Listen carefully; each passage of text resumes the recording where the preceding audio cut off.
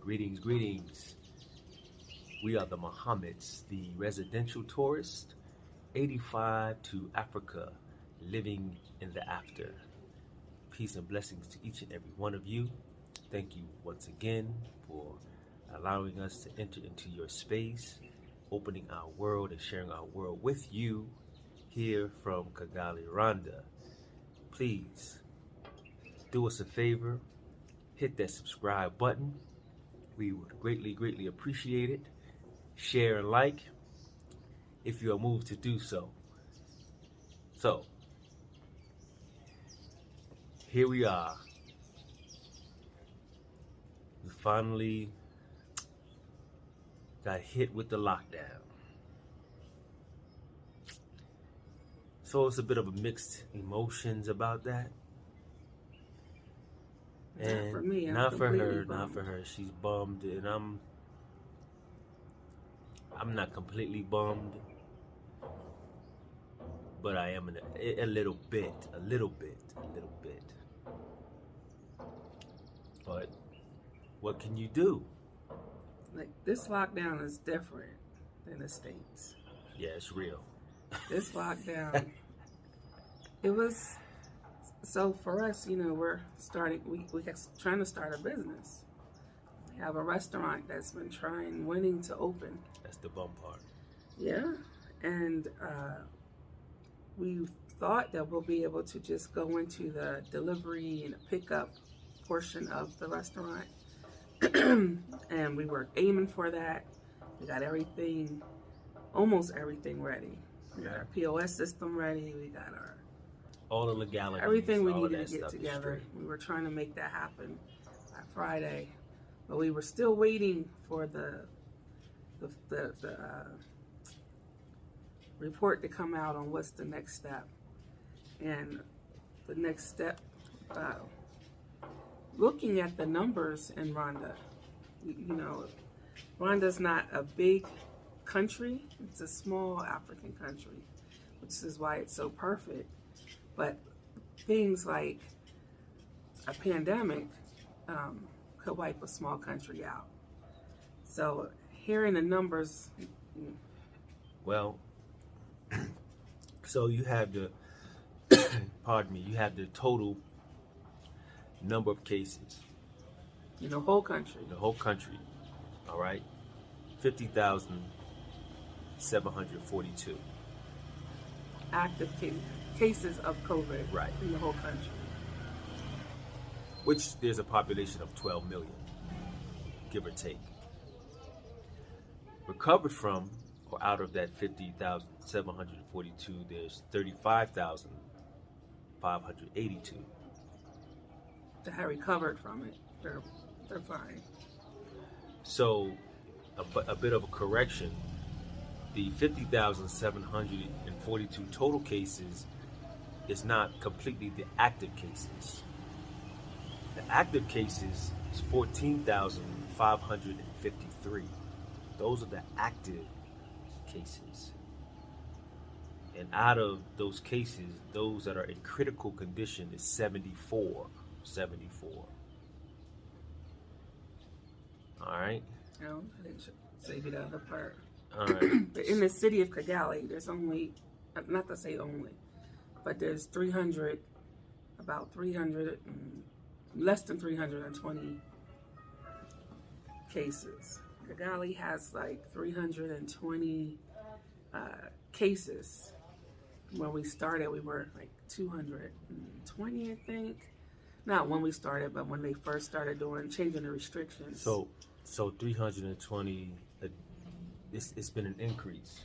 Yeah, it's been an increase over the last 2 weeks. Right, which is counted in the cases that was previously mentioned. So it's been a climb in the cases. Right. So looking at the numbers in the States, 320 is like per day there.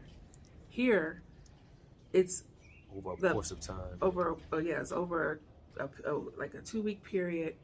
And this is just a testimony of how the leadership here really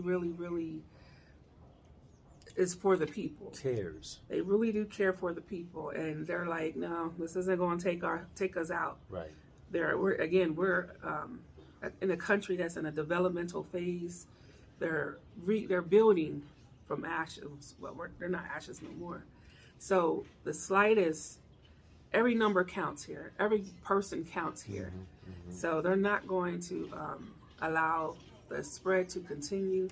I think what happened was, and this is what people are saying, is when they had the volcano eruption in the other regions, which is more of the touristic areas, everybody just ran into Kigali. It was everybody had to get away. They had, because the lava. Then we had earthquakes back to back to back from the volcanic. We felt some Yeah, we felt those trembles yeah, for a week, like tremors. a week.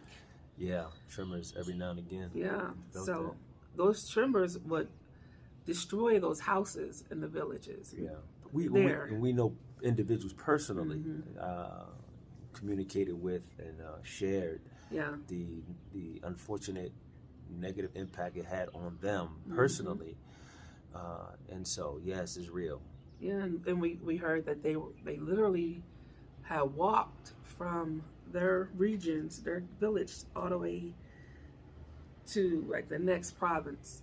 No, more like district, I believe.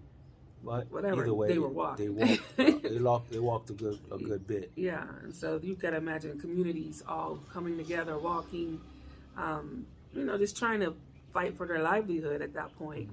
So the spread was major after that, and then on top of that, we had a couple events here in the city. So 320 something active cases in the city of Kigali. Shut us down. Increased cases. Yes. Yeah. Active cases a little more, but well, the active cases is in the whole country. The 15,000 is for the whole country. Okay. And Kigali has 320. 320. Okay. Yeah. Okay. So, and there's only, what was the 14 deaths or something? It's not like it's 74. 74. So it's not, and then when they do the breakdown, most of those people that are passing away are the elderly. We're looking at the ages, and they're between like 85 and 55 and up. So the elderly population, which isn't major here because of what happened in the past, so they really revere the elderly here. They love the seniors, and those are the demographics that are passing away. So the president's like, nah, we're shutting it down, which is great. Now for the residential tourists, ikawakafe, the thehouseofnevaeh, is going to feel the impact heavily. So we can't open. Not only did they close it down for the restrictions, and you're thinking, that's okay, you can still do delivery. And nope. No, that came out yesterday. No, that's not shut down the delivery. Yeah. And the to-go orders, which means no restaurants. Yeah. No restaurants, people. Yeah. I don't know if you guys seen us yesterday. We got our sign. The brother made the sign in 24 hours. Shout out to Noble and Noble Designs here in Kigali, A Rwanda. beautiful sign. And this brother is a beautiful brother. 23 years of age. A baby. I mean, He's not a baby. everything they do out here, all the babies are doing it. They're young. I'm in my 40s now. Everybody's the baby. Okay? Anyway. He's a baby. I'm like, oh, he's a he's man. So cute. He's not a baby. Noble Designs, Noble. Yes. He's doing good things, and he's come through on several things with us, and he's just great. So yes, our sign is up. Our sign is up. The furniture is done in the inside, just about. The bakery would have been completed by today. We were right there.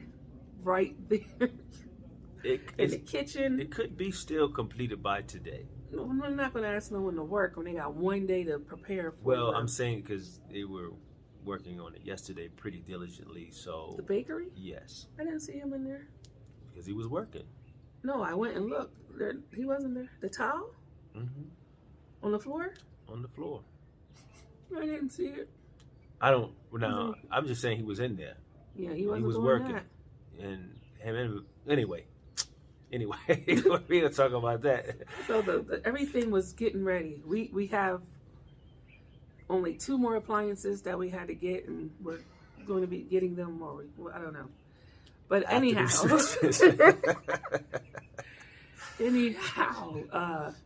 so yeah, we're shut down. We can't do any work.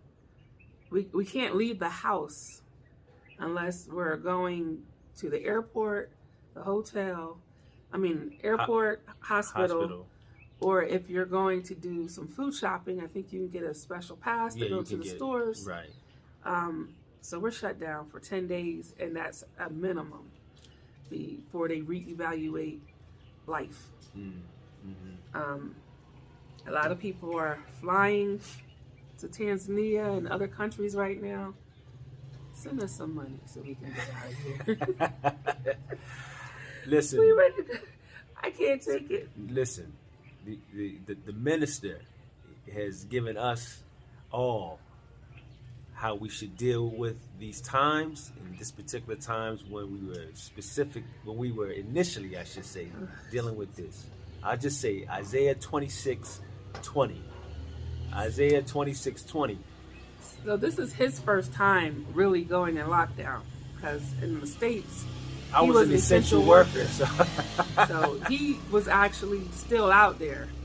So it's his first time. He's virgin lockdown. But still, we plan God plans. God is the best of all planners.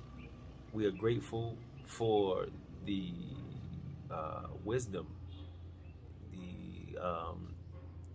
the care factor of this particular leadership, that it would see the necessity of going into our chambers and reevaluating and refocusing and, getting ourselves together, so that we can guard ourselves from these things, particularly this pandemic. You can appreciate that very much, So for me, it makes that pill easier to swallow, because we know it comes from a place where our best interest is being looked out for. So you got family. It's a time, man. It's still that time to be able to huddle with your family and do whatever is necessary with your family. Love each other more. Discuss some things. Play games with one another. Learn with one another. Whatever the case may be. And we pray.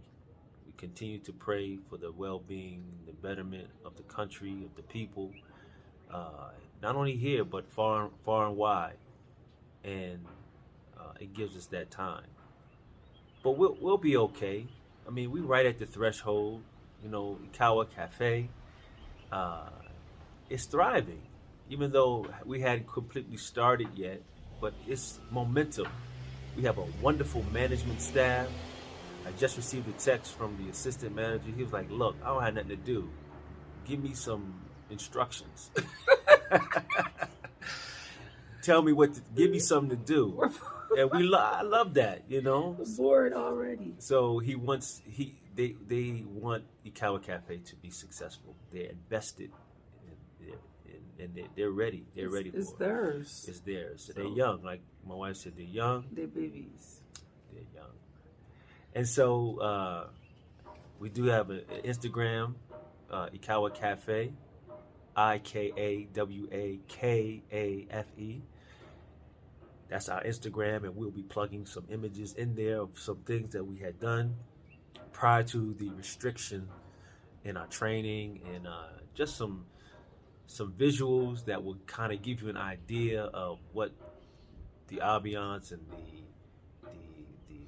experience could or would will be like, God willing. And so we're staying plugged in. We're trying to stay active during this time. We're on lockdown at the beginning of the second rainy season. As you can see, it's cloudy. A little cloudy. And chilly. I'm a little cold. Look, I got goosebumps, and I'm like, She cold. It's real cold. It's not real cold. It's chilly. It has that wetness in the air. So this is going to be something, because we are in the middle of paradise, locked in our little fortress. But because of who we are, we're prepared. We have Paradise. food. We have, of course, I brought my survival kit from the States, so we got pretty much everything we need. But these people gonna drive me crazy. 10 days, y'all. I gotta get out of here. Well, I'm not gonna say nothing. No, I'm not. I'm gonna find my little corner. That drives me crazy too. I can't win. So, hey. If I had like a monkey or a dog, I would have something to play with. We on lockdown. They be on lockdown too. Yeah, but we would have a great time. All right, family. So we just wanted to just share our situation with you guys, and I guess what we will attempt to do is to be as creative as possible during this time. Yeah. We hope not to, leave you without any of our dealings for that time. So we'll try to be creative as best we can to continue to open and share our word with you while we're here during this restriction and lockdown. And we're gonna upload some unforeseen. Yeah, I got some stuff. Unforeseen, some never seen footage. Some lost tapes. Lost tapes. Of some past residential tourism. I can't even think. Some tourism. The restriction is already. The lockdown is already taking effect. They tell you to laugh instead of crying. So this is my cry face. So yeah, we prior to our coming to Rwanda, we were able to our trek, our journey, our pilgrimage. I guess we started in Zanzibar. Yes. Dar es Salaam. Yes. Landed and ended here in Rwanda. Yes. And so we have some footage, some raw footage, but good. Yeah. We think because the experience was phenomenal. Amazing. Ndiza. And what we do when you guys are inboxing us, wanting to come over here, and most people want to do more than one country, we're sending them to our guy over in Tanzania, in Zanzibar. They have packages and excursions, and we actually just connected with a beautiful, beautiful, beautiful brother that has property over there that we're going to start utilizing for his Airbnb. Man, I'm gonna tell you something. That Airbnb over there, yeah, with a pool. With the pool, yes, that thing is nice. That thing is nice. So we're gonna start. We're gonna hopefully go first, just to confirm the beauty and make sure everything is everything. But after that, we're going to be plugging you guys into that as well. So that's going to be like one of our spots that we're using. And then he's also building a villa on the beach. And that's going to be open in December. Right, December. So we'll keep you plugged in, and we'll give you all that information. And that'd be a great time because we know in the States, that's cold and all that that's stuff. That's the winter time, right? It's the winter babies. So that's the best time, to plan your vacay and getaway. So, and that's that. So we're going to go and check that out soon, very soon. But we want to definitely make sure that you guys have options. That's our whole thing, making sure that everyone knows we have options, y'all. So we're going to get that, start showing you some of our footage from Zanzibar so you guys can see that as well. And then when y'all ready to make your journey to come just for a visit, we can plug you in over there as well. So we're going to still be working. Don't worry. Oh, we working. We working. We working regardless. So yeah. So, okay, family. Boy, a little chilly. The wind kind of picked up a little bit. Brought the States up over here. It's getting a little chilly. But nonetheless, once again, we're grateful. We appreciate. I hope this time wasn't a waste. We just wanted to it was on our hearts and our minds. Wanted to share these things with you all, and continue in our efforts to opening our world and sharing our world with you. Please continue to pray for us as we will continue and always pray for you guys. We thank you so much for your support. Can't say it enough. We're very grateful. It's very encouraging. And gives us continued life. So, again, hit your subscribe button, give a share if you think we are worthy of such, and hopefully we'll see you sooner than later. Peace.